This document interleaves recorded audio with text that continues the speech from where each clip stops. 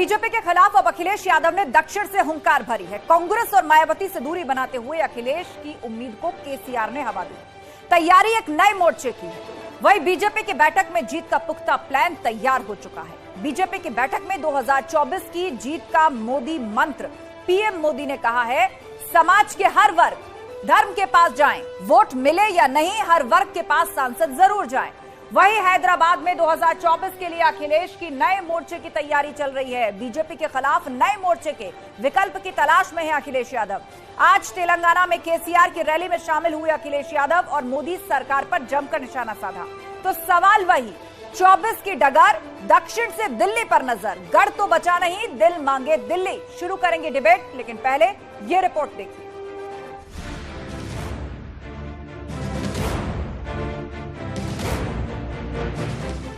अखिलेश गढ़ बचा नहीं पाए, दिल मांगे दिल्ली।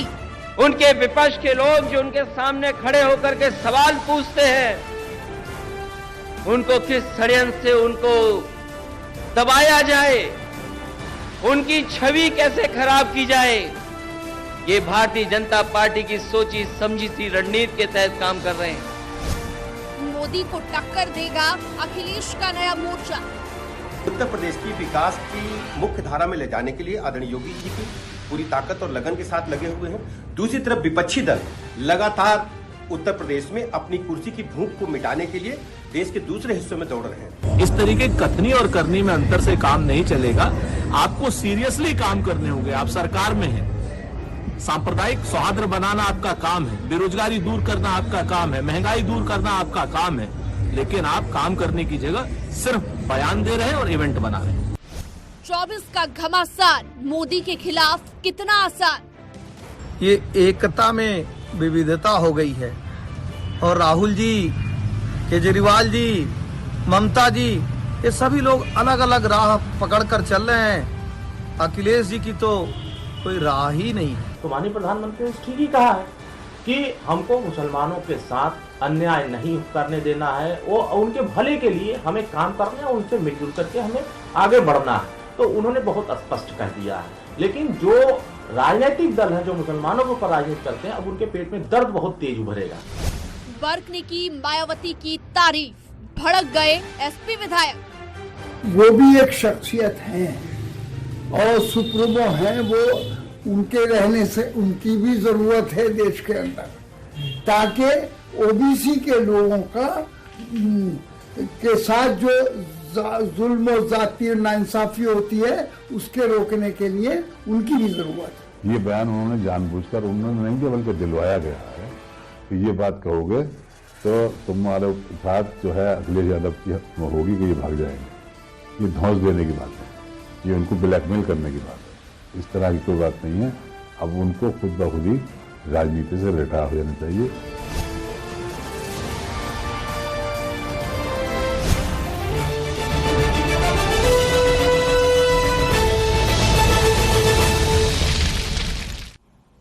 तो सवाल यही कि 24 की डगर अब दक्षिण से दिल्ली पर नजर। चर्चा के लिए पूरा गेस्ट पैनल हमारे साथ है। बीजेपी प्रवक्ता राजेश चौधरी जी हमारे साथ जुड़ चुके हैं, समाजवादी पार्टी के प्रवक्ता गौरव चाचरा जी हमारे साथ हैं, कांग्रेस प्रवक्ता प्रियंका गुप्ता जी हैं, विजय मिश्रा जी नेता बसपा हमारे साथ हैं और राजनीतिक विश्लेषक आलोक वत्स जी भी जुड़ गए। आप सभी मेहमानों का बहुत बहुत स्वागत है महाबहस में।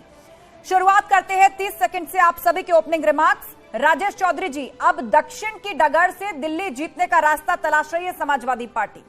मोर्चे पे मोर्चे बन रहे हैं विपक्षी खेमे में। 30 सेकंड।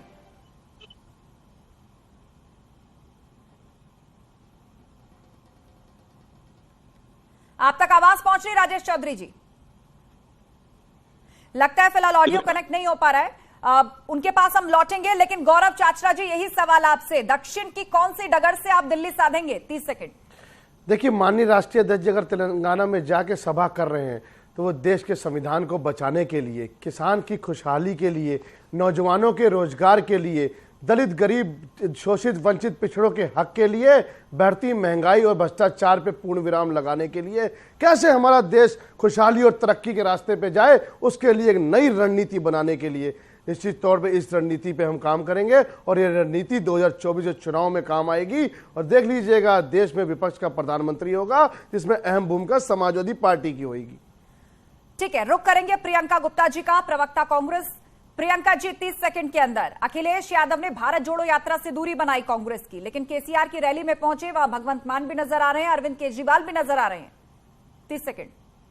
क्योंकि आस्था जी, मैं ये समझती हूँ कि 24 के चुनाव पर अभी बात करना बहुत जल्दबाजी होगी, क्योंकि अगर बात करें कि हमारी जो यात्रा उत्तर प्रदेश में आई थी, तब भी लिखित रूप से सभी ने शुभकामनाएं दी थी, जितने भी विपक्ष के दल हैं। तो मैं नहीं समझती कि इसको आप किसी नतीजे पर आज पहुंचने की जरूरत है। पर मैं इतना जरूर कहना चाहूंगी कि 30 जनवरी को हम इस यात्रा का समापन कर रहे हैं, जो यात्रा भारतीय जनता पार्टी के लिए वाकई एक खलबली का काम कर रही है। भारतीय जनता पार्टी को इस यात्रा में कोरोना दिख रहा था, पर प्रधानमंत्री जी जब रोड शो करते तो कोरोना नहीं दिखता। तो ठीक है प्रियंका जी, फिलहाल समय पूरा, लौटेंगे आपके पास, लौटेंगे प्रियंका जी, 30 सेकंड पूरे। विजय मिश्रा जी, 30 सेकंड के अंदर। बीजेपी के खिलाफ विपक्ष जो है, ऐसा लग रहा है अपने अपने रास्ते है, लेकिन अब तो मोर्चे भी कई बन रहे हैं। कांग्रेस अपनी लड़ाई लड़ रही है, समाजवादी पार्टी एक नए तरह का अलायंस तैयार कर रही है। कांग्रेस के साथ कौन कौन आएगा, अब इसे दूसरा मोर्चा कहा जाए, तीसरा या चौथा मोर्चा कहा जाए, आखिर एक साथ क्यों नहीं आ पा रहा विपक्ष? 30 सेकंड। ने कहा कि अभी 2024 चुनाव की बहुत जल्दबाजी हो जाएगी।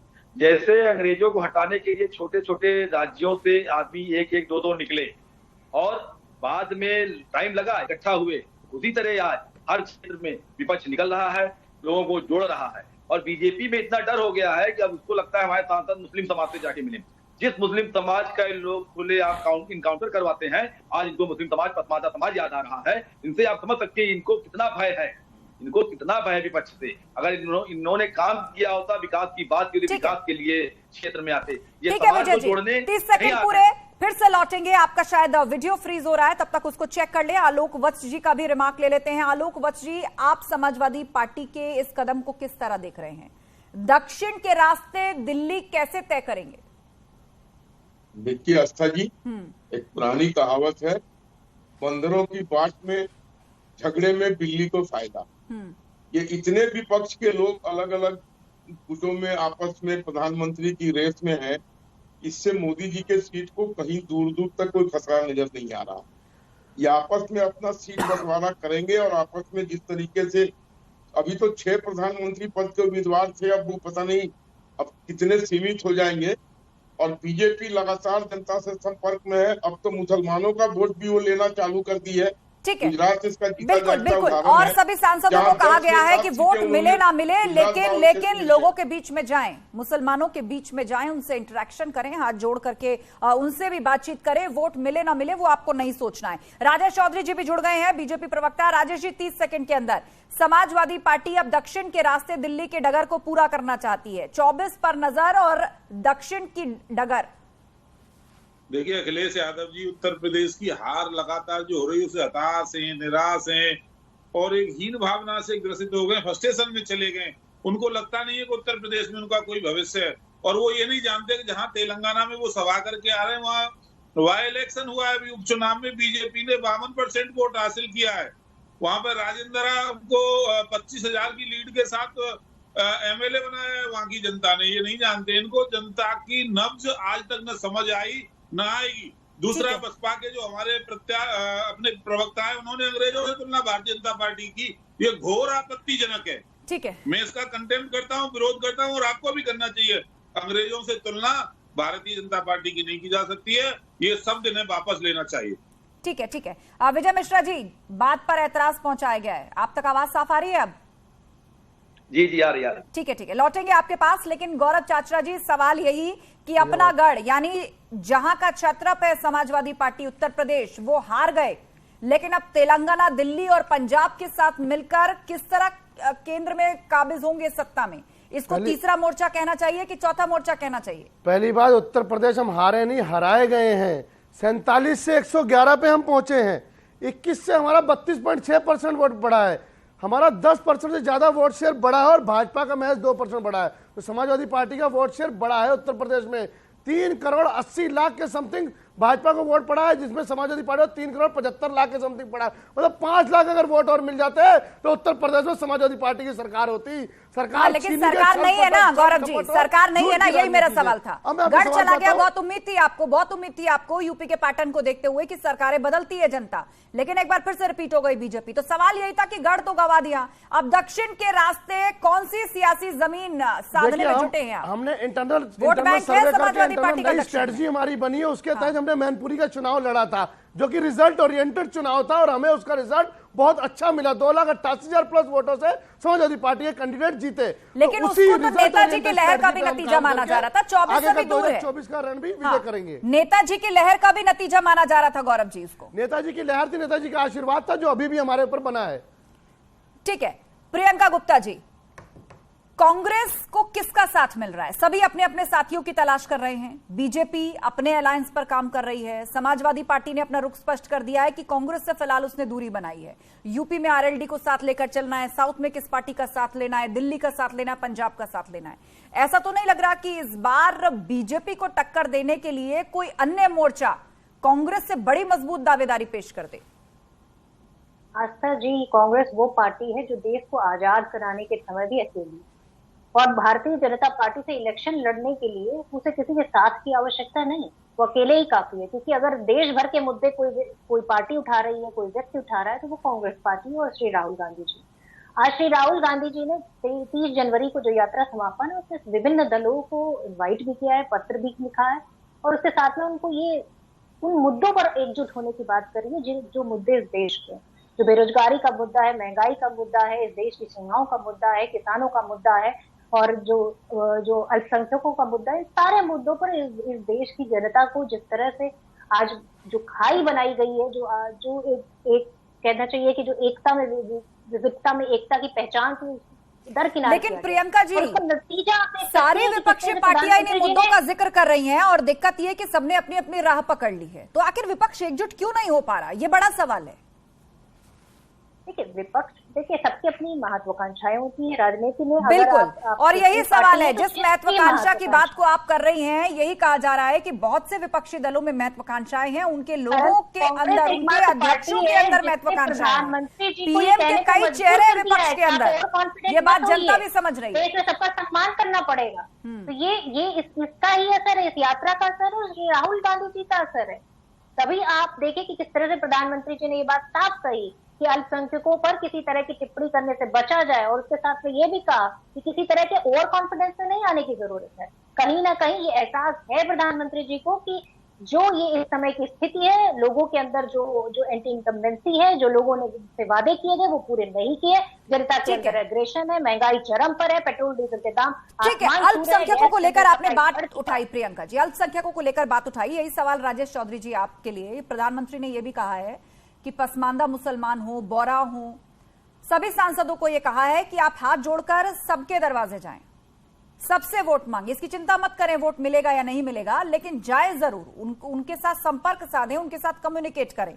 और कांग्रेस इसे इस तरह से देख रही है कि एंटी इनकम्बेंसी जिसका एहसास अंदर ही अंदर बीजेपी को हो रहा है, और कुछ मुद्दे शायद बैकफायर कर गए। बीजेपी का तो पहले से नारा रहा है, सबका साथ, सबका विकास, सबका विश्वास। हम तो हर घर जाएंगे। प्रधानमंत्री जी ने ठीक ही कहा, मुसलमान भी देश के नागरिक हैं, मुसलमान भी हमारे भाई हैं, मुसलमानों के बीच हमको जाना चाहिए, वोट मांगना चाहिए, देना न देना उनका काम है, इसमें कोई बड़ी बात नहीं है। और देखिए, कांग्रेस की प्रवक्ता जो अभी कह रही थी, इस कांग्रेस का देश की आजादी से कोई मतलब नहीं रहा। ये तो इंदिरा द्वारा गठित कांग्रेस है ना जी, इंदिरा गांधी जी ने कांग्रेस का गठन किया था। ये झूठ बोलने की मशीन कांग्रेस है।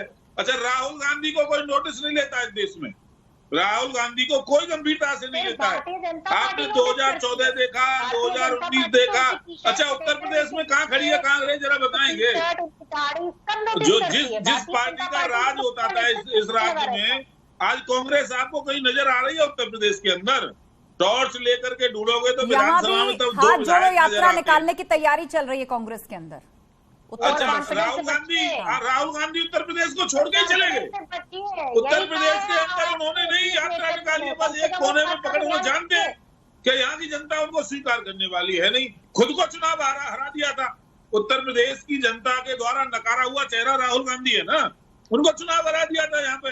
वो अच्छी तरह से जानते हैं कि उत्तर प्रदेश की जनता स्वीकार नहीं करेगी। उत्तर प्रदेश की जनता मोदी जी को चाहती है, योगी जी को चाहती है। साल हो गए राज्य करते हुए, मात्र 8 साल ना, उसके पहले आप कहाँ थे? ये भी तो हकीकत। कांग्रेस साफ है ना। ठीक है, जब हम डिबेट कर रहे हैं बैठ करके, आज कांग्रेस का कोई अस्तित्व उत्तर प्रदेश के अंदर नहीं है, शून्य में। ठीक है राजेश जी, प्रियंका जी इसका जवाब दीजिए। आपने बात को रखा, आपने कहा उत्तर प्रदेश के अंदर कांग्रेस का कोई अस्तित्व नहीं है, उनको दक्षिण का रुख करना पड़ा। प्रियंका गुप्ता, देखिए ऐसा कुछ नहीं है। इस पूरे देश को हम सम्मिलित रूप से देखते हैं, क्योंकि कांग्रेस पार्टी कोई स्टेट लेवल की पार्टी नहीं है। अच्छा, प्रधानमंत्री के नाम बता दीजिए, कौन कौन प्रधानमंत्री के उम्मीदवार कौन कौन है? और रही, अरे भाई साहब देखिए ऐसा है ना, आप चुनावी मोड में रहते हैं, हम चुनावी मोड में नहीं रहते हैं।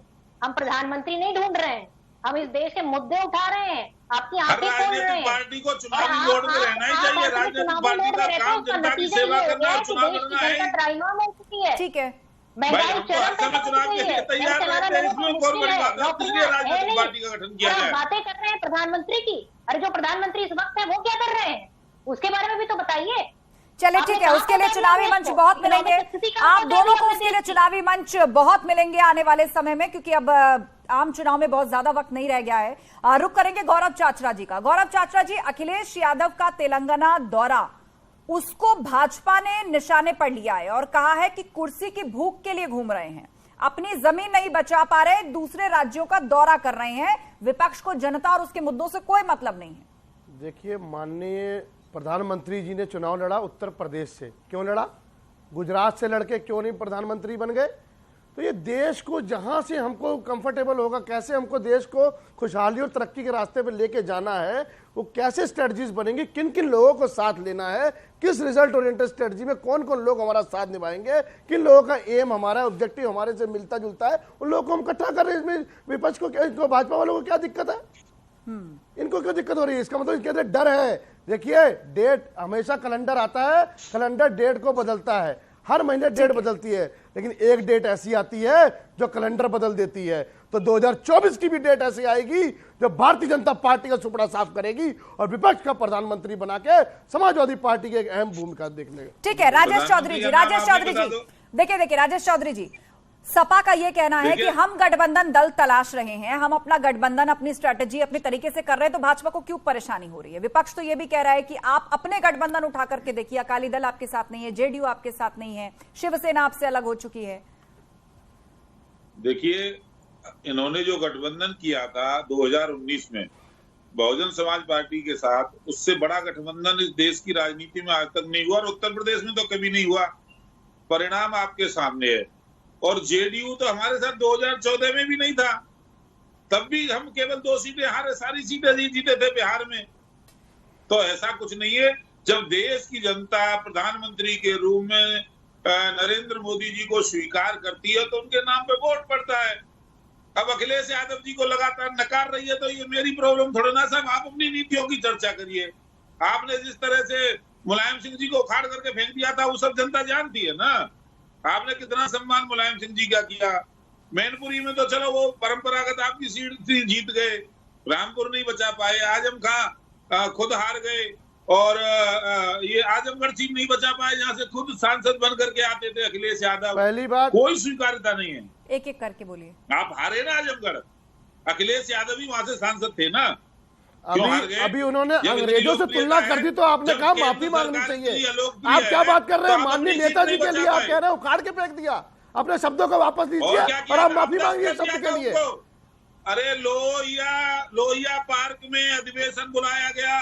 ये भाषा शैली है, ये भाजपा की भाषा शैली है। आप अपनी भाषा शैली देखिए। ये डर है 2024 का, ये 2024 का डर है। अभी तो ये अंगड़ाई है, आगे लंबी लड़ाई है।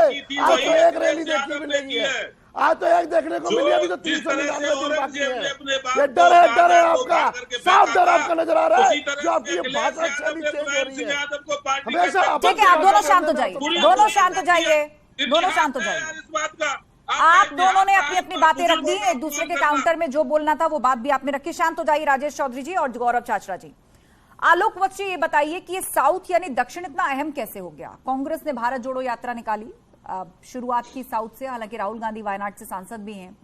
अखिलेश यादव अपने नए अलायंस तलाश रहे हैं, वो भी साउथ से तलाश रहे हैं। बीजेपी का भी फोकस इस बार साउथ पर है।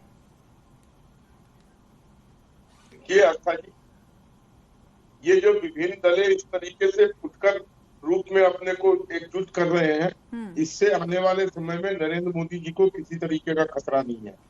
और अब तो वो बीजेपी मुसलमानों में भी प्रवेश कर गई है।